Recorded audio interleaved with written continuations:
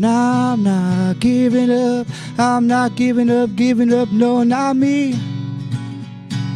Even if nobody else believes, I'm not going down that easily. So don't give up on me. Hey everyone, are you rad for Christ? Are you fired up for Jesus? Welcome back to another episode of Radical Christianity, the show that highlights God in action. I'm Drew, your host, and we have some great stuff for you tonight. So, a drag queen walks into a church carrying a Bible and asks, "Can I share a story with you all?" That might sound like the setup for a punchline, but it's actually something very real. A historic Presbyterian church in San Francisco recently hosted a drag queen Bible story hour, where drag performers spoke to audiences that included young children. The event, hosted by Calvary Presbyterian Church, featured LGBT advocate Reverend Jane Spar and performers going by the names Joanne Fabrics, spelled with a triple X, and Flamey Grant. When I see stuff like this, it reminds me that as followers of Christ, it is our duty to address such matters with love, truth, and a heart filled with compassion. First and foremost, let us remember that Jesus taught us to love one another unconditionally, extending grace to those around us. And it is essential that we approach the situation with the same Christ-like love that he demonstrated throughout his ministry. We must not allow judgment or condemnation to cloud our vision, but rather seek to understand the motivation behind such an event. The Reverend Victor Floyd said that his church hosted the event in response to pushback against the drag queen performances around the U.S. Floyd is quoted saying, "We're hoping to offer a little balance to all of the hateful rhetoric that is out there in the country, especially from churches and politicians who are using churches and using trans people and drag queens as their props." I need to point out that he said churches are using churches as props. Talk about a circular rhetoric. What a drag. The Presbyterian Church officially changed its definition of marriage in 2015 to include same-sex couples. Apparently, the church also has encouraged the usage of third-person pronouns for God and has placed a banner that states God, the original they, them, above the church entryway. Yes, the Bible refers to God in the plural, which is no surprise considering the Trinity. Is there anyone else in the Bible that is known as they, them? In the Bible, it typically refers to a plurality of different spirits, both light and dark, like hosts of angels and legions of demons, but who knows? Maybe even aliens. Not sure about the third gender, though. In a world filled with diverse opinions and beliefs, it is not uncommon for different communities to seek ways to connect, to bridge gaps and build understanding. However, as followers of Christ, we must always remain anchored to the timeless truths and principles found in the Bible. As we encounter events like Drag Queen Bible Story Hour, we can exercise discernment and consider the potential implications, remembering that we are called to be in this world, but not of the world, while being cautious not to compromise the message of the gospel in our attempts to connect with different communities. We are the salt and the light, shining God's love and the truth in the midst of the darkness.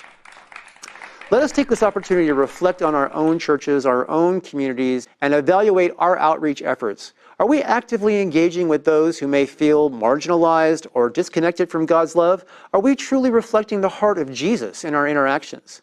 These are questions that we need to ask ourselves honestly. As you know, we can't see the rainbow without the rain. As Christians, we are called to love everyone, regardless of their background, beliefs, or lifestyles, being a beacon of hope, extending grace and compassion to those who are hurting or searching for truth.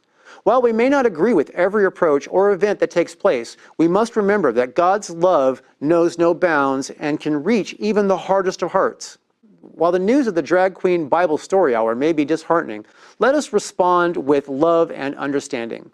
Let us not shy away from engaging with the world around us, but let us remain rooted in the unchanging truths of the gospel. Remember, laughter is good for the soul, and as the psalmist wrote, a joyful heart is good medicine. Proverbs 17:22. So let us approach these situations with a sense of humor, always holding on to the firm foundation of our faith. And hey, if a Drag Queen Bible Story Hour can inspire a chuckle or two, maybe we can all learn a thing or two about acceptance and the power of laughter. You know, like the time two red blood cells fell in love, but they were two alike, so it was all in vain. Okay, folks, That's enough of that for now. So tell me, are you rad for Christ? Are you fired up for Jesus? All right. Woo!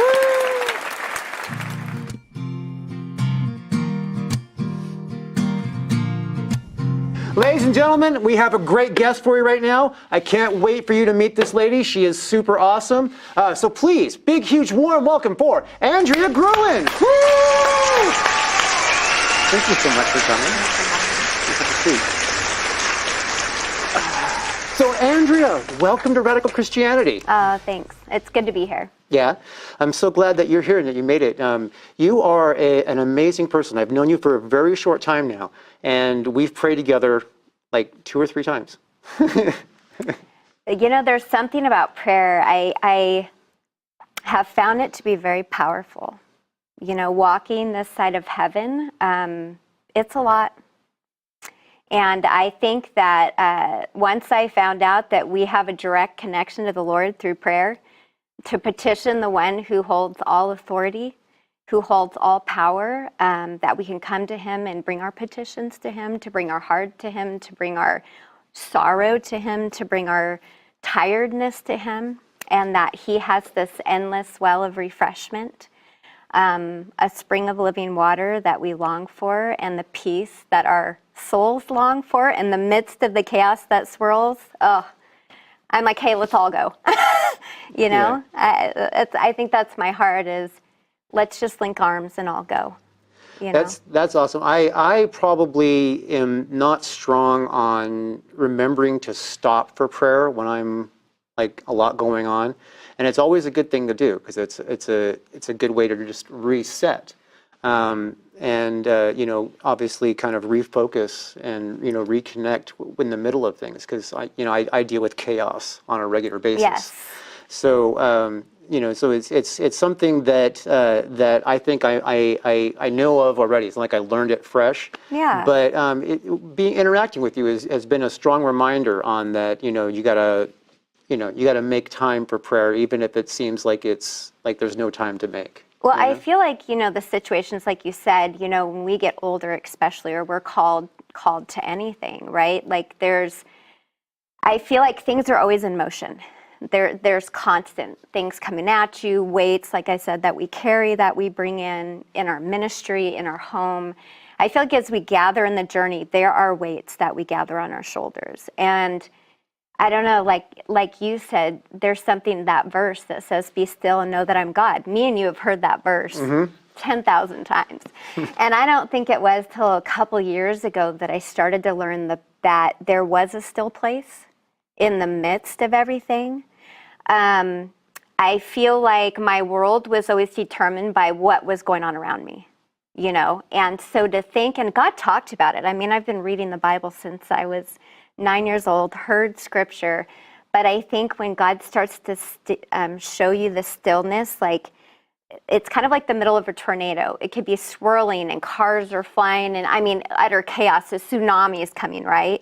And you can go into the stillness with him where it's just like everything is just silent, kind of like the middle of a tornado. And he ministers to you. He ministers to your heart. It's like all of a sudden, everything becomes right. He's a God who's on the throne. You are his child coming to him in need. And it's like this, it calms your heart, it calms your mind. It like brings you back that no matter what's going on, no matter what the world's telling you, no matter how many things are coming at you, no matter how heavy things seem, it like has this instant way to remind our souls that he is there in the stillness, that he hasn't changed. And it doesn't matter. All this is not as powerful as he is. Right. Like it's not as he holds all authority. So if there's a car that flies by, he lets that car fly by. But he's going to remind you, child, I have a reason that car is flying by right now. I have a reason it's not going the way you think it should go. Like I'm in this, child. Don't forget. Right? Like I am who I say I am. I keep every promise I make. And I am the God who loves you. And I use all things, even ones that the enemy would use to destroy. What does he say? I use for your good. So trust me in what I'm allowing right now. And remember, I'm your safe place. I'm your refuge. I'm that under the shadow of his wing. I didn't used to run there, to be honest. God spent a lot of time chasing after me.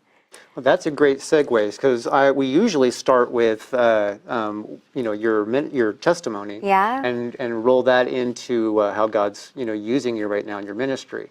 We obviously started with prayer because that was on my mind, and it's something that I wanted to definitely talk to you about. Yeah. But yeah, so please share with the audience and with me, your testimony, how you got together with Jesus.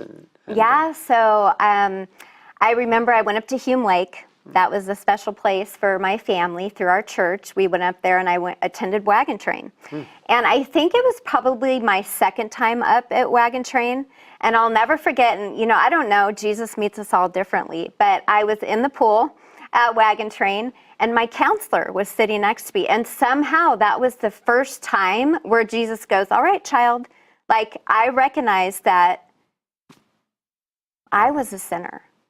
That I had wages that needed to be paid. And I didn't fully understand, I think as much as you can understand about Jesus at that time and the cross at that time.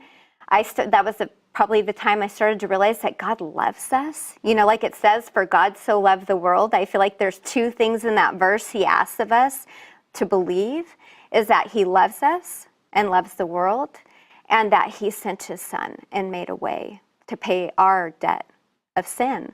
And so that was the first time I met Jesus, I would say. And, I feel like it has been a journey. I feel like, when God said he sent a shepherd, there's something so precious about that I didn't always understand, because it is a journey, kind of like, I would say the Israelites in the desert. When we're all in captivity in Egypt. And I used to always kind of give the Israelites a hard time because they did a lot of complaining and made their own gods and did all these things, until I started studying the Old Testament and realized, oh, I am so an Israelite so many times, but I think that's the thing, we are, once Jesus meets us, right? Like he plucks us out of slavery into the desert and goes, all right, child, here we go. We're going to go on this desert journey. And all of our journey looks different. It's never the same. God knows our strengths, our weaknesses, our struggles, whatever it is. And I remember the times where he would loop me in the desert like 10 laps. And I would have to trust. And it was true. I wanted to make other gods. I wanted to go other ways. And, I don't think if it weren't for Jesus, the shepherd, literally coming and getting me so many times, that I don't want to say before I met God, but really started to understand who God was. I think we all have this idea of who God is. We all create in our human understanding who he is. And the God that I had created, I can definitely say was not the God that is. And I'm glad. I think with God, one of the things, we don't usually have a problem with his love. We don't usually have a problem with the cross and Jesus and salvation. The thing that at least my heart struggled with the most was this holiness. I didn't get it. And part of that was because I didn't understand him, But I think when I started reading the Old Testament, I saw this God who was holy, who deserved all of their praise, all of their worship, all of their adoration. He was their creator. He adored them. He loved them. He wanted to have this relationship with his people, and he wanted to them to know him intimately, to, like Jesus, was like a testimony of who God was. And, with Jesus, it was so sweet. He loved us enough to speak truth. And yet he called people on their sin because it was the sin that separated them from coming into the very presence of God. I know when I'm in the middle of my sin or whatever that looks like, there's a separation. There's definitely, I keep my distance because I know, and I think God so desires. I remember the time when I didn't think he was better than gold. We hear that all the time, And I think the thing that's sweet about the Lord and what the cross does that I found that is so powerful is that it allows us to come as we are. And, we have a God who already knows that I don't think he's better than gold, right? At that time in my life. And he wants us to start trusting him with those inner, that inner truth. Maybe other people aren't going to like to hear that, but there's a God who beckons us to trust him enough to speak it. To say to him, Lord, I don't think you're better than gold. Like, I'm chasing all these things, but that's all I know, right? Because gold is all we know. When we're born this side of heaven, all we know is what this world offers. Yeah. And in this day and age, it's even more so than in probably ever in history that gold, is seems to rule everything now. Well, money and power, and it feeds a place in us, our flesh, as the Lord calls it. The flesh, I've learned, has an insatiable appetite, and I think that's the deception of the enemy.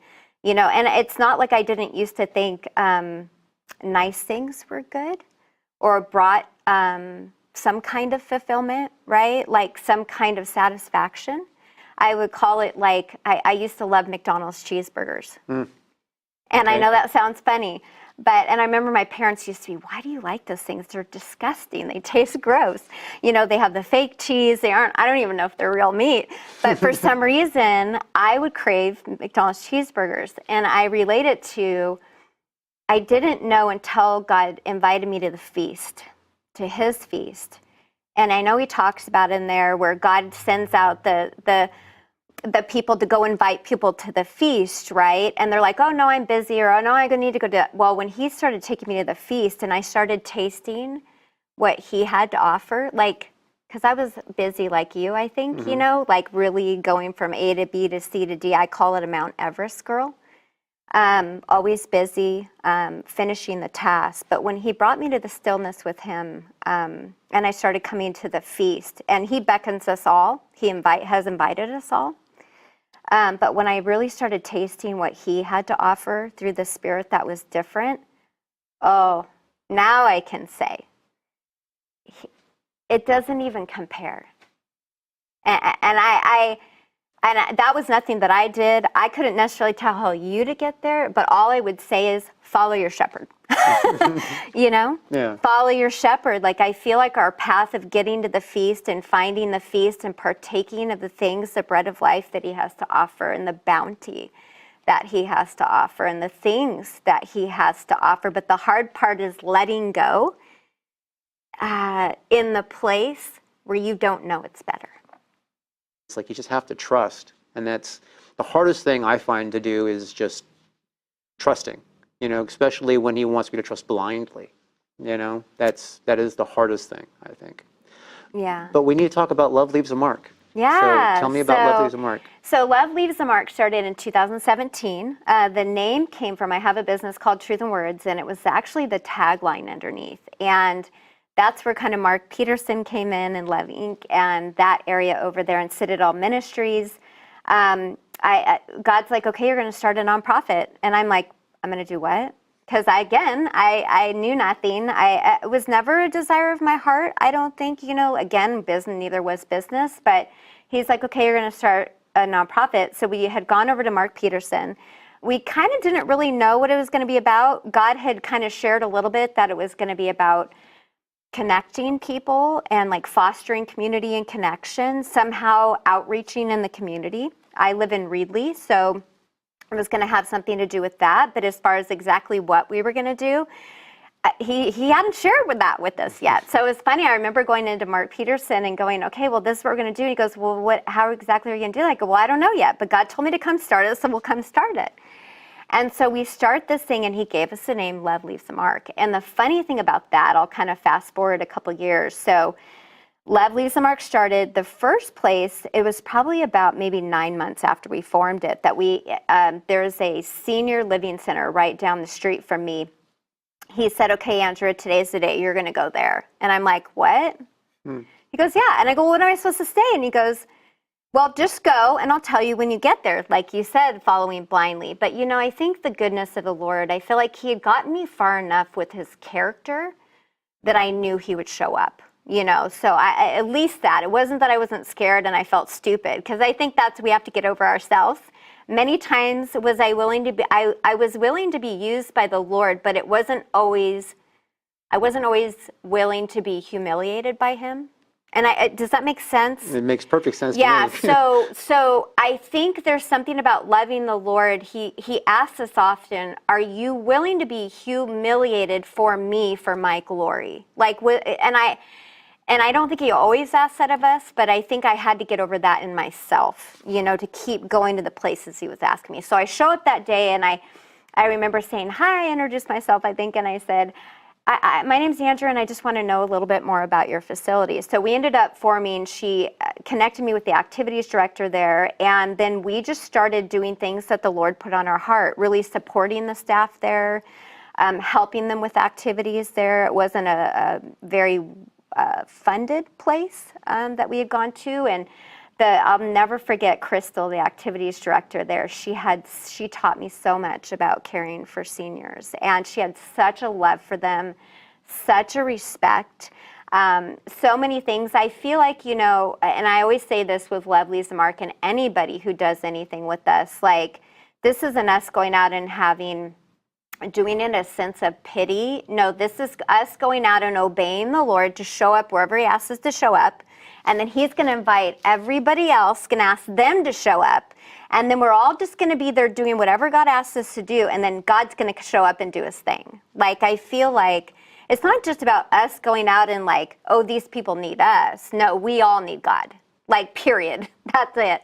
So I've had this awesome opportunity, I think, through Leaves a Mark. And then COVID hit. So once we had gotten like this a youth group that was going to come in with us, and there was about 9 of them that were going to love on the seniors and just spend time, talk. I feel like there's something so precious about conversation and connection and breaking the mundane for seniors. And then COVID hit and stopped everything. And so I still hadn't got the connection of Love Leaves a Mark, except that in my mind, Jesus, when you meet Jesus and you have an encounter with the Lord, you are changed forever. However that looks, whether you choose him or not, right? Mm-hmm. Or whether you understand what that looks like, you will be changed. Yeah, it doesn't go away. An encounter with Jesus does not go away. Yeah, it doesn't. So, and I'm thankful for that. At the time I ran from him, I wasn't, but I'm very thankful for that. But when COVID hit and it came to a dead silent, it was so funny. So through my business, God had taught me hand-drawn calligraphy. And then we would do cards with scripture on the back. Well, and I remember praying and crying out to the Lord, why? Like, we were just getting going with Love Leaves a Mark. We had all these people, and my heart broke because I knew the need in the senior community, and especially them being cut off even more so. It broke my heart because I'd gotten to know them, and I was like, Lord, I know you love them and I know you care about them. Like, how do we keep loving them? What does that look like? Because we're cut off. So he goes, well, Andrew, you have a piece of chalk and you have the sidewalk. You're going to go start chalking. You're going to go there and you're going to chalk words that I ask you to say to them. And so I show up with I think I went to Walmart and got a thing of Crayola chalk. And I go, all right, Lord. And I remember playing music. Music is always sweet to my heart. And God would just speak these words or a saying or something like that in front and to the side to the staff. And there was a patio out back. And then some of the residents had windows where they could look through the window. And they could see the things that I drew, the words, and some of the arts. And I have found the power of a heart.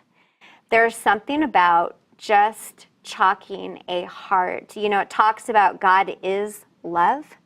There's something in the soul that recognizes with the heart that God uses even that to speak, even no words.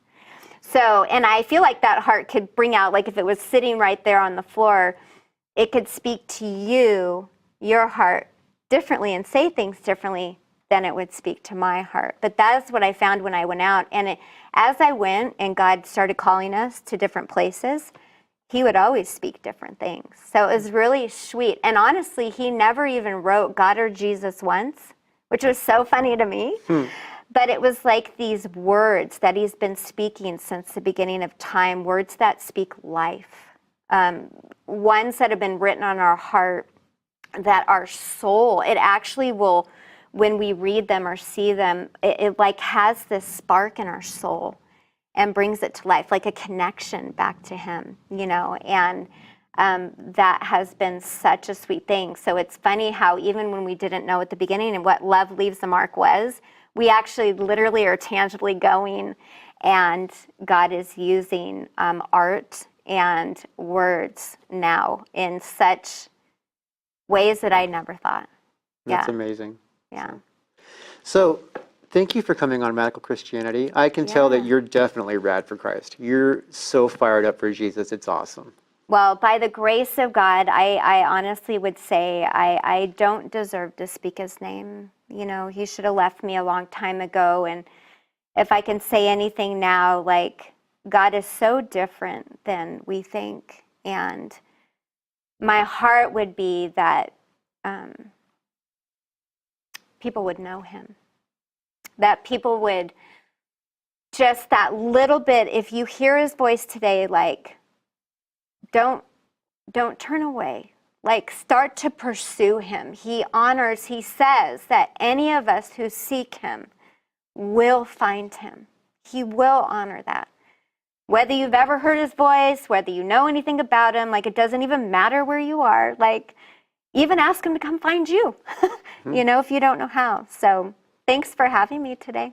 Thank you for coming on the show. And we're going to have you come back sometime, and you can give us an update on what's been going on with Love Leaves a Mark. Sounds good. All right. Yeah, sounds good. Cool. Thanks.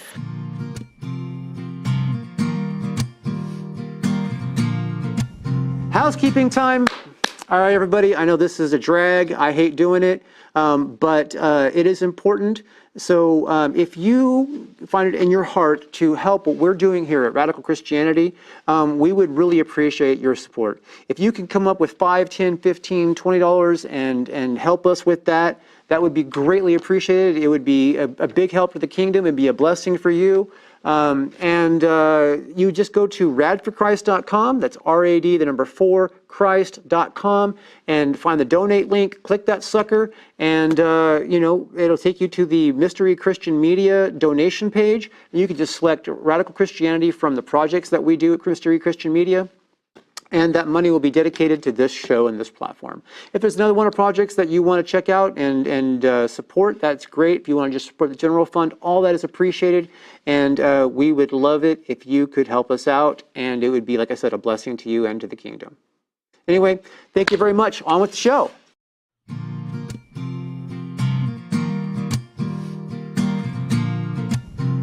Ladies and gentlemen, this guest, you're going to really, really like this guy. He's got a lot to say, and it's going to be a blast. So, welcome, big, huge applause for AJ Nunez. Woo! AJ, welcome to Radical Christianity. Thank you for having me. Please have a seat. Yes, sir. AJ, thank you for coming to Radical Christianity. It's great to have you here. It's great to be here with you, Drew. Thank you so much for the invite. Yeah. So, Mighty Man, we just had KC on, and he said that you're taking over. In a way, we're actually working together, so that's Okay. a good thing, because I told Casey, you just can't get away like that. You know, you're not just going to be dry and eye. You know, so it was definitely a great friendship there and a bond between an older generation and a younger generation. So we're believing God to do some great things with that. Super, super cool. Yeah, so he gave us a little bit of a rundown. So if people watch that episode, then they're going to be sort of familiar with this, and it's good that you're coming on. Yes. So the way we kind of start things here is we have you give your testimony, Okay. and then we kind of like roll that into how you got into this ministry. Well, I definitely don't want to take a lot of time than that, because, you know, sometimes testimonies can drag Right. out for a long time. You know, basically in a nutshell was, you know, I wasn't raised a Christian. My parents weren't even really going to church. So sort of the Hispanic culture is more connected to a Catholicism background, but it wasn't like that in my family. You know, it's just more like we did our own thing, you know. So at the age of 7, my parents divorced, and I was going back and forth between parents. And then as I got older, you know, I played sports, did stuff like that, school, but I was still missing that family unity and that family bond. So, of course, hanging around wrong people can actually lead you to the wrong direction. Normally does. Yeah, yeah. So with that, jumping between city to city, I never felt stability, you know. So I had one aunt who was a Christian in the whole, seemed like the whole family.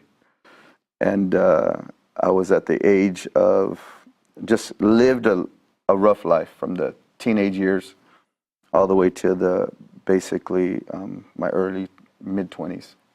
Just heathen, if that's what my testimony wants to be. I was a heathen, you know, sin, just like, you know, somebody that didn't know Christ, you know, but searching for something. I was always trying to find other things to cope with that missing element. And I found it in worldliness, darkness. My family was also dabbling with witchcraft. So idol worship, all that stuff, you know, so that was in my family bloodline. Divorce ran rampant in my whole family. All my grandparents, aunts and uncles, mom and dad, all went through that thing of divorce. So it was like a generational curse, you know, to where at the age of 25, 1996, I called my aunt, who was a Christian. I go, "You going to church?" She goes, "Yes. Do you want me to pick you up?" I said, "I don't have a ride." "Sure." I was living in Dinuba, California at the time. That's where I was born and raised. And she picks me up, and I believe Cornerstone Church didn't even own the Wilson Theater yet. It was their first trial, like rent a night to see how it would go.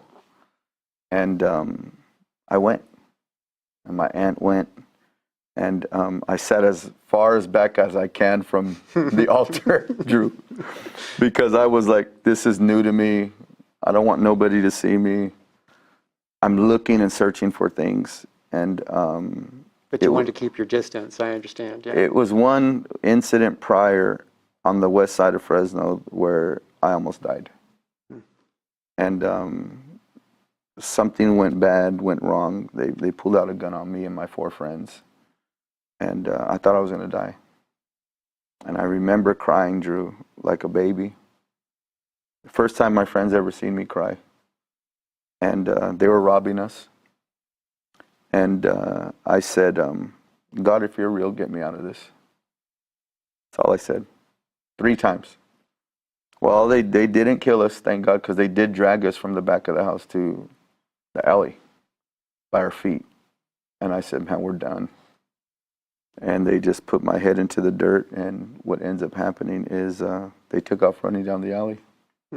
I got up and I said, "I'm done with that lifestyle, you know, living a sinful lifestyle. I'm done, finished." And then that's when I called my aunt. And then she ended up inviting me there, and the preacher was preaching. Jim Franklin was the preacher. And he's a good preacher. One of the best in Fresno. And I remember these words that he said. He said that during the preaching, he said, "There's a young man here who's lived a life of sin for a lot of his life and should have been arrested, never got arrested, because of the hand of God that's on his life." And as soon as those words hit, felt like my heart was going to jump out of my chest. I feel this warm presence like I'm feeling right now just telling you in this studio, and not realizing it was the presence of the Holy Spirit at the time. And I start sinking in my chair, and I start melting like jelly. And he says, "In about 15 minutes, you know his voice, in about 15 minutes, we're going to have an altar call." I couldn't wait 15 minutes. I ran down all the way almost from the top of the Wilson, all the way down, and I just fell at the altar. And I was crying like a baby. because I had so much hurt with my dad and my mom, so much hurt, and all of it was leaving in an instant. And then I heard the preacher's voice say again, no man lay hands on this young man. The power of God's on him. No one touch him. Little did I know, I thought I was there for about 10, 15 minutes. I think I was there for about 40 minutes, 45 minutes. Wow. And they had to help me and walk me out to my aunt's car because I couldn't walk. I was totally set free from any substance abuse, pain and hurt of the past. Everything that I ever did. So I came out of a life of darkness and a heathen and crime and stuff that wasn't right, and gave my life to Christ. It was the year of 1996. Amen. Right there at the Wilson, right down the street from here. Amen. Yep. So that's a little bit of my testimony. Fantastic. Yes. So how did that that moment transition into you accepting the head's position at the Mighty Men? Well, I'm also, me and my wife, Claudia, we pastor a church called Covenant Worship Center here in Fresno. Okay. So we're also... Where's that located at? That is over off Dakota and Cedar area, off of Saginaw. Okay. So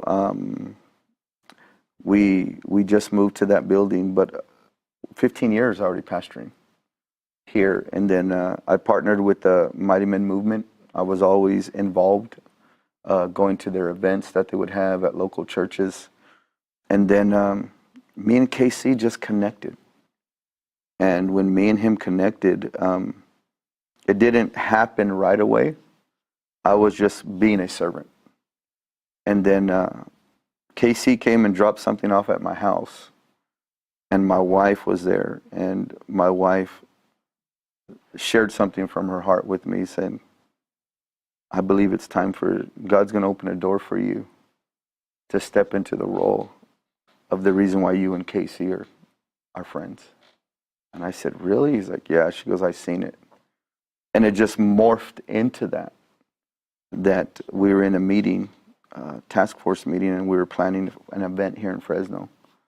And the question was asked to KC, like, KC, you're getting up in your age.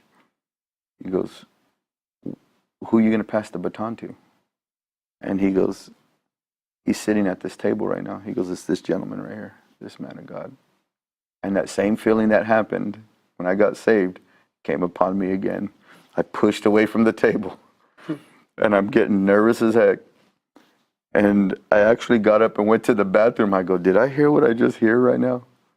And sure enough, I came back in, and then that's when we started talking. He goes, yeah. He goes, I believe God wants to take it to the next level. He goes, but you have such aspirations, AJ, for the next generation, and that's my heart. Is because I don't want to consider myself old, but our congregation is fairly young. I have a 13-year-old son.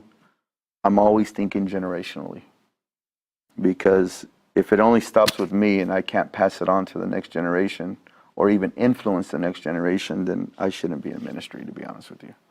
So that's how it morphed into me becoming the executive director of a national movement called the Mighty Men Movement, with also the branch off of the Million Men Called to Prayer.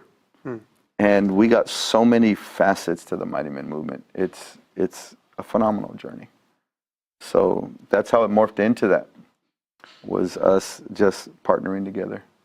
And I told Casey, you're not getting away. You're not going to be able to go on vacation or do things like you want. Just because you pass it on, Casey, does not necessarily mean your work's over. It's a good example to see an older generation and a younger generation doing the work of the Lord together. It's almost like I said these words. I said, you're the Abraham, I'll be the Isaac. That's what I told Casey. And ever since then, we've just been working together. And make sure you bring the goat with you if you're going to walk you up the mountain. Just saying. Right. Saying. Right. Bring a goat along. Genesis 12 for sure, you know what I mean? It's like Genesis 22, Abraham gets called, and then Genesis 22 where he's like now sacrificing an Isaac. Yeah, I agree with that. Yes, sir. Where's the sacrifice, Father? The true remnant, the ones that are left when after the the Great Calling to Heaven, you know, those guys. That's always been my biggest fear, you know. Like people are like, oh, I'm afraid of going to hell. I'm afraid of this. I'm afraid of the rapture coming. Well, I'm not ready. And I'm like, you know, my biggest fear is that the rapture comes and I'm left to face, you know what I mean? Not left behind, No. but left to face. It's like, in a way, it's a blessing. In a way, it's, you know, an opportunity to, you know, Endure show, to the end. Yeah, but man, that will be worse than anything going on now. That'll be worse than, you know. No, definitely. I mean, it's like, okay, are we going to make the cut? You know? But Yeah, I love, are you going to be able to endure? like, Yeah. what probably anchors my hope is Paul the Apostle's writings. Because the epistles, I mean, that man who killed Christians, Saul of Tarsus, and has a radical encounter with Jesus Christ on the road to Damascus, but his writings, it brings so much hope because he dealt with the things I want to do, I don't do. Things that I know to do, I don't do them. Right. It sounds like us, but yet he flips it and continues to say, if you can endure as a good soldier all the way to the end. Majority of his writings were from prison. That was his ministry. Yeah. Letters to churches. Yeah. And 40% of the Bible was written by him. Yeah, you know? most of the New Testament. Yeah. But that's what brought structure to us. The Gospels teach us the way that Jesus manifested himself, the ministry of Jesus, the born-again experience. It's the epistles that roots us and grounds us into our identity in Christ Jesus, that if we don't make the first cut, we got to endure to the end like a good soldier and be willing to lose your life for the sake of the gospel. That's radical Christianity. Yeah. When we look at what the disciples went through in the book of Acts, that was the start of radical Christianity. They turned the world upside down, Drew. Yes, they did. And Upside down. And there's only like 2,000 like communities on earth left, and they're small, that haven't had Jesus yet. You know what I mean? That gap, when that It's gap shortening. when that gap closes, it's time. And Yeah. in fact, this is the thing that blows my mind, is there's actually a movement right now to find every single one of those and Wow. close that gap, like in the, you know, in like the next 10 years, huh? 10 or something like 15 that. Yeah. years? Yeah. There's Yeah, something. we talk about that on the show. Pastor Beatty, I don't know if you know Sean Beatty. Yes. Okay, Yes. he was talking about that, and I believe it's something that From Rick, Clovis Hills. Yes. Yes. That's where I Pastor go Sean. to church. Oh, Yeah. awesome. We had him on, and That's a great pastor. he was talking about that is going on right now. That movement has begun to where they're trying to to where there's no nation left, even in small tribes. There's nobody who hasn't had the opportunity to hear about Jesus. And the church better be ready. Because when the last one is done, I might be hearing a trumpet. Yeah, we'll be hearing the trumpet of trumpets for sure. Mm-hmm. You know, and then from there, it's game on. You Yeah. know? Who? I mean, it's either you're going home or you're being left to fight. Yeah. Endure all the way to the end. And it's not going to be some fist fight or some gun battle. It's going to be hell on earth. Yeah. As well as if we get any type of glimpse, it's going to be like when Moses had to confront the magicians and the sorcerers. Elijah had to confront the false prophets of Baal. I'm afraid it's going to be more like Job. Yeah, yeah, like that too. You know, so all these, well, Job is a great picture of, like you were sharing in the beginning concerning Abraham and the symbolism that's there in the Old Testament. It's, I like to say it this way for people to understand, is like even the audience, so that they can understand, like, you know, in the Old Testament, Christ is so concealed. And in the New Testament, Christ is revealed. Mm-hmm. So when you see the symbolism of relationship between Abraham and Isaac, it's a great picture of God the Father and His Son, the Lamb. You know, and the Lord provides. So even the book of Job, it's more to me like the suffering servant of Christ than ever before, because there's some typologies and analogies that he says of, like, even when Satan asked for him. It's a picture of when Satan was tempting Jesus, you know. So we see so many parallels of the Messiah, Christ himself, in the Old Testament, that if we're willing to look long enough and look deep enough into it, our hunger for him would start growing. There are so many parallels, Yeah. and I love pointing them out. My favorite one to point out that usually throws people for a double take is the time that Moses had to make a snake and put it on a stick and lift it, and then they had to look at that to be saved from the snake bites. Nehustin. Yeah. Yep. Like that. Like, They had to be healed. I'm like, that is symbolism of Christ right there. Right. It's like totally, you know, a complete heavy duty Jewish tradition. Yeah. You know, a thing. Mm-hmm. And it's like, okay, well, now we know why Christ was on a cross. And a miracle takes place out of that. Mm-hmm. Exactly. And then even Jesus refers to it. Didn't Moses lift up the serpent in the wilderness, the pole? Right. You know? And he says, so I will be lifted up. I mean, Jesus. Yeah. It is just like, you can tell that the entire Bible is about Jesus. It's just that he's real subtle until the New Testament. And bang. And the kaboom. And then you don't know all that. You have to study and read and then discuss, and then it grows on you. And it's, Do you think that, you know, there is a big thrust? I know this is your show, but you're asking me the questions, but what are your thoughts? Do you see that there's a big thrust now of people reading the Bible or not really reading the Bible? You know what? I think that it's kind of in a transitionary period. And I am, like, one of the people that's part of the transition is I actually spend a lot more time in the Bible now, and I get through it a lot faster now because it will read itself to me. I can use that little app. Wow. I push play, I hear the voice, I'm sitting there getting it, you know? And then there'll be times when I'll be sitting there reading along, right? But then, and again, this is different than just everybody, because I have spent, I'm older now. I've spent a good chunk of my life, 40 plus years, reading the Bible as a book, knowing all these different stories and all this kind of stuff. But it's different when you're having to read it in sections and try and understand it in sections. You know what I mean? You kind of absorb the words, you kind of absorb the ideas, but you don't absorb the bigger picture. When I just let it play and I'm listening to it while I'm working or whatever like that, I get the bigger pictures.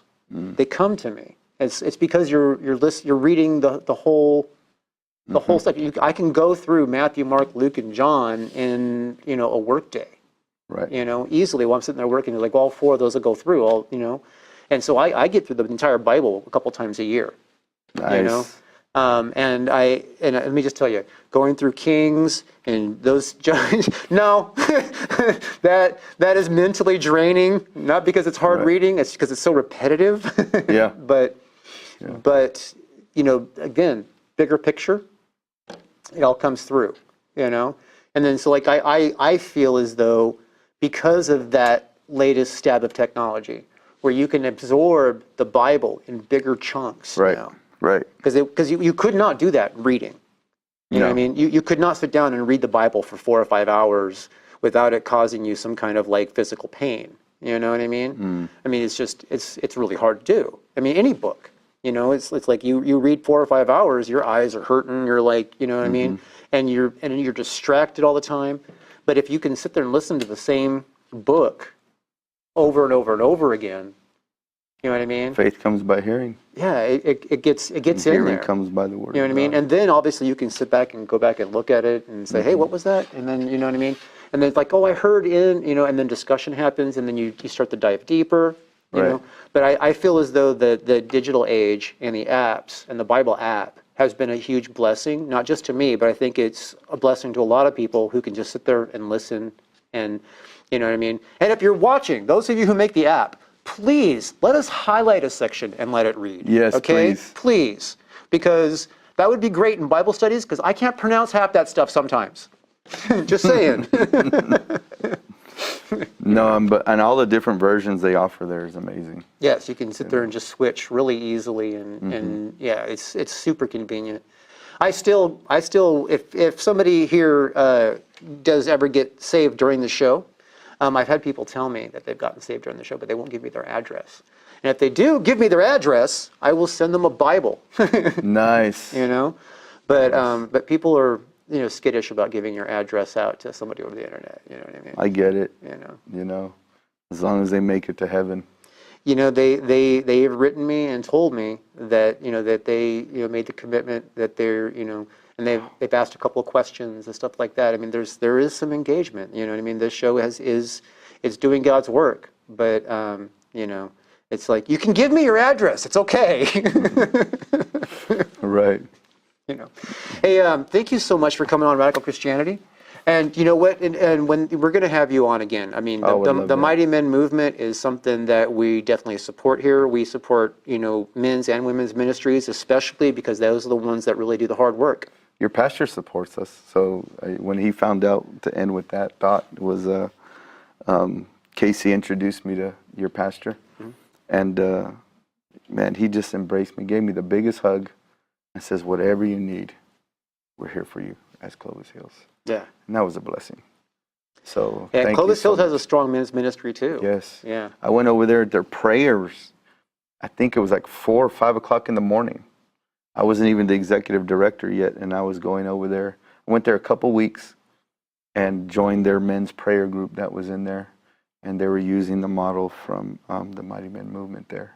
Nice. And that brought a big smile to Casey's face when I told him I popped in over there and seen what was going on. And it just blesses my heart. That's why, a praying church is a growing church. And definitely Clovis Hills and the other churches that are fighting the good fight of faith and continuing and praying are flourishing in these times. God has big plans for Clovis Hills, or what's now called the Hills. Nice. Because obviously it's not just Clovis anymore. There's Tulare County, there's Tulare Street, there's the 2 Clovis campuses, there's the one in the Bay Area, and it's just growing. And I'm proud of the church because it's that. I mean, it's a because that's like I'm a little bit more of a edgy person, and I really felt at home there. You know what I mean? And it was really hard for me to find it because the church I grew up in, which I thought was my home church, literally rejected me when I tried to come back. I mean, they were like I'm coming to them. I'm like, I have this ministry. You know what I mean? I need to get plugged back into church. God's telling me I need to do this, and I need to get connected. And no, we don't do that here. I'm like, okay, like really? Because, the philosophy of this church that I grew up in here, that I have blood on the concrete in this campus, because I have bled in building this church. Right. From the time I was a small child to, leaving high school, like starting college, like there's a big part of my whole growth in life was part on this campus at this church. Right. But you're trying to tell me that connecting people to God and each other is no longer what you do? It was like, that blew my mind, because that was what they used to say. That was what they did. That was whole philosophy of that church when I was growing up there, was connecting people to God and each other. Yeah. And that's, seriously, if they told me, we don't do that here anymore. Wow. We don't do that here. That's what they said. They didn't say anymore. They just said, we don't do that here. Wow. Yeah. We still got to be soul winners. That broke my heart. I bet. So bad. And I was just like, it's like the reverse of the prodigal son. You know what I mean? I was coming home, but it was like, get out of here. It's like, Sure. you know. But Clovis Hills, they were like, welcome home. Praise And, you know, some of the people that were very active there, some of the pastors there, were people that I've known from when I was a child. That's so So good. a couple of the pastors that I knew well from that church were already at Clovis Hills. Embraced So, you, yeah. Well, that's so good. Yeah. What a testimony. Yeah, it is what it is. You know what I mean? It's a good testimony for Clovis Hills. It's not such a good testimony for the other church. You know. Well, you know, I everyone's on a journey. Yeah, I say it this way. Even though I got saved through Cornerstone Church, that was my first house. And then when I left Fresno for a period of time, I went to SoCal and got connected to a smaller church, got really rooted and grounded there. And then God sends me back to Fresno to marry my wife, not even to pastor a church, not even to be part of the Mighty Men movement. Going to be married 20 years this year. Congratulations. Thank you. And then I started driving to Merced to go to church. So I've only had 3 really houses of my years of serving the Lord that I consider home. And the Lord told me this. He goes, just because you're not living in that old house when you were a little boy doesn't mean you burn it down. Mm. I had to use that for your growth. You know, it's like the children of Israel leave Egypt, go into the wilderness, or you know, they leave Egypt through the wilderness into the promised land. It's the same way. Yeah. In our walk with the Lord through churches. Don't burn the houses down. Because Well, I have no intention to burn it down. not you, but you know what I'm saying. I know what you're saying. So that's why I've learned that back to when I was going from house to house when I was a kid, living here, living there. I can still drive back to Danuba to see where I used to grow when I was a kid, and the house is still up. Yeah. You know what I mean? So thank you so much for having me on this show. And it's been It was a a blessing. blessing. Yeah, definitely. Yes. And let me just say, you know, you were rad for Christ. You're definitely fired up for Jesus, and that's what we love to see here. Oh, this is the life. No other way. It's the only way. Yes.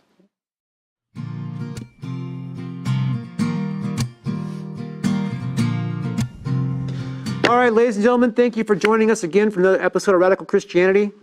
I'm so pleased you were here today. It is really important that we take the moment to reach out to those of you who feel Jesus touching your heart right now, okay? We've talked about some pretty heavy-duty stuff here, but the most important thing that we want you to know is that we are here for you. We're here to help you. We're here to help you understand what Jesus is trying to reach out to you for. So if you feel that moment where Jesus is like knocking on your heart, that is not something to be afraid of. That is something to embrace.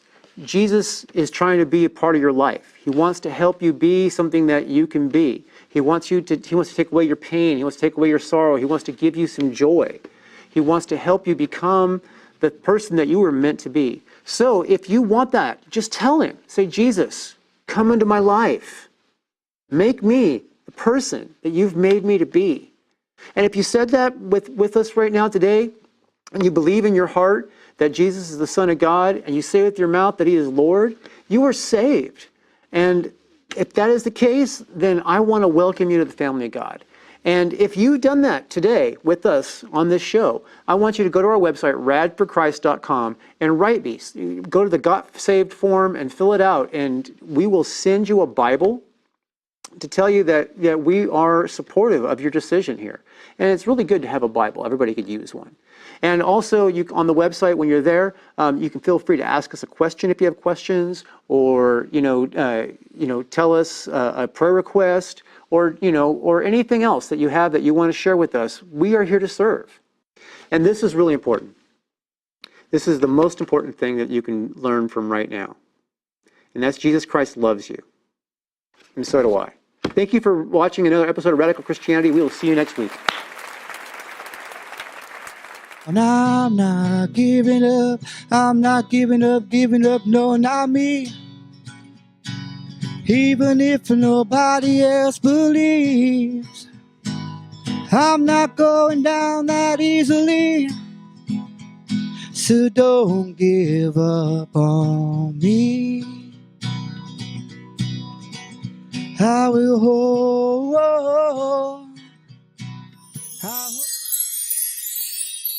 It's a mystery.